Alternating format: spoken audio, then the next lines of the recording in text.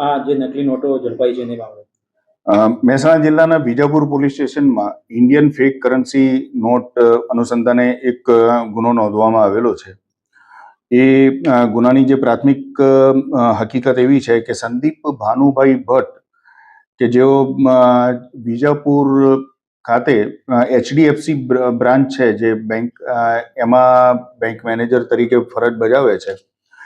એમને એક હકીકત જાણવા મળેલી કે એમનું જે ડિપોઝિટ મશીન હોય છે, મની ડિપોઝિટ મશીન, એ ડિપોઝિટ મશીનમાં જે પૈસા જમા થયા છે એ જમા થયેલી રકમમાંથી કુલ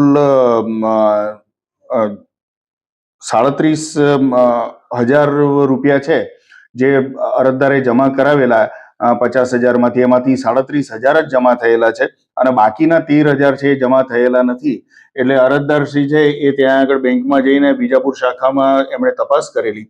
એ તપાસ દરમિયાન એમણે મેનેજરને પૂછપરછ કરતા એમણે કહેલું કે મેં 50,000 રૂપિયા જમા થયેલા છે, કરાવેલા છે, પરંતુ મને જે મેસેજ મળ્યો છે એ મેસેજમાં 37,000 રૂપિયા જ જમા થયેલાનો મેસેજ મળેલો છે.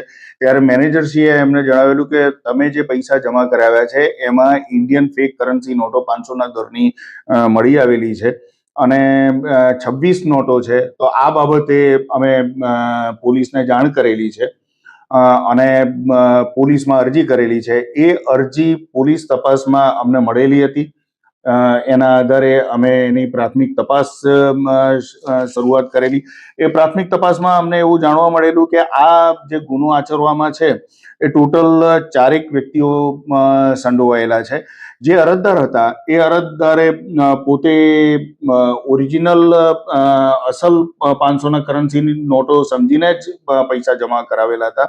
એમના એ ધ્યાનમાં નહોતું કે એમને જે નોટો આપવામાં આવેલી છે એમાં કોઈ ઇન્ડિયન ફેક કરન્સી નોટો પણ મૂકવામાં આવેલી છે. આ હકીકતમાં જે 4 વ્યક્તિઓ સંડોવાયેલા છે એમાં એક આદિલ શકીલભાઈ કુંભાર કે જે વિસનગરનો રહેવાસી છે. બીજો જયમીન ઉર્ફે જય મનીષનાથ ગોસ્વામી, એ પણ વિસનગરનો રહેવાસી છે. અવી રાકેશ કુમાર ભાખરિયા, એ પણ વિસનગરનો રહેવાસી છે અને રાધેકુમાર અરવિંદભાઈ પટેલ જે વિજાપુરનો રહેવાસી છે. હવે આમાં જે હકીકત છે એમાં આદિલ શકીલભાઈ કુંભાર નામનો વ્યક્તિ છે, એણે પોતાના લેપટોપ ઉપરથી આખું જે આની ઇન્ડિયન નોટ્સ છે 500ની નોટ, એના એક પ્રિન્ટ તૈયાર કરાવેલી. એ પ્રિન્ટ તૈયાર કરાવી એનો ફર્મો બનાવીને અને આ નોટો છાપવાનું કામ કરેલું. આમાં આ જે આખો બનાવ બનેલો છે એ વિસનગરના કાજીવાડા વિસ્તારમાં એણે આ નોટો છાપવાનું કામ કરેલું હતું. જે ફેક કરન્સી નોટો છે એ 30,000ના દરની જે નોટો હતી એમાં 7,000 રૂપિયામાં આ લોકો બનાવીને વેચતા હતા, એવું અમારે પ્રાથમિક તપાસમાં જાણવામાં આવેલું છે. જે આ વ્યક્તિઓનો જે સંડોવણી છે એમાં અવી પટેલ નામનો જે છોકરો છે એ અવી પટેલે આ ફેક કરન્સી નોટો છે એ રાધે પટેલને આપી. રાધે પટેલ પાસેથી હાથ ઉછીના પૈસા લીધેલા હતા અને એ પૈસા ચૂકવવા માટે એણે આ નોટો એને આપેલી હતી. પ્રાથમિક દ્રષ્ટિએ અમને એવું જાણવા મળેલું છે કે આમાં જે રાધે પટેલ છે એ આર્થિક સંકળામણમાં તો એને વ્યાજે પૈસા લીધેલા હતા. એના દાદાએ એનું મકાન પણ વેચેલું હતું, પણ મકાન વેચ્યા બાદની જે બાકી નીકળતી જે રકમ હતી એ રકમ એને મળી શકે, પૂરી બીજાને ભરપાઈ કરી શકે એવી શક્યતા નહોતી. એટલા માટે એણે એના મિત્રો પાસેથી આ નોટો લીધેલો હોવાની અમને હકીકત જાણવા મળેલી. સાહેબ, આદિલે અગાઉ કેટલી નોટો છાપી છે એવું કઈ?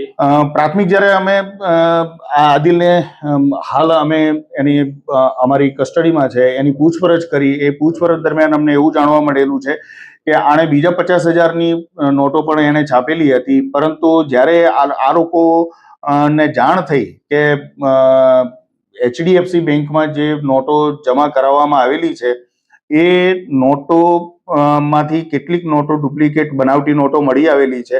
એ બનાવટી નોટો અનુસંધાને પોલીસમાં ગુનો દાખલ કરવામાં આવેલો છે એટલે આ લોકો તમામ છે એ રાજસ્થાન ભાગી ગયેલા અને રાજસ્થાન જઈ બાકીની એમની પાસેની જે ઇન્ડિયન ફેક કરન્સી નોટ્સ હતી એ ઇન્ડિયન ફેક કરન્સી નોટ્સ ત્યાં આગળ જઈને એમણે સળગાવી નાખેલાની હકીકત અમને અત્યારે હાલ જણાવેલી છે. રાજસ્થાન કઈ જગ્યાએ આ લોકો રોકાયેલા હતા અને ક્યાં આ નોટોનો ડિસ્પોઝ ઓફ કરવામાં આવેલી નિકાલ કરવામાં આવેલો એ દિશામાં પણ અમે અત્યારે તપાસ ચલાવી રહ્યા છીએ.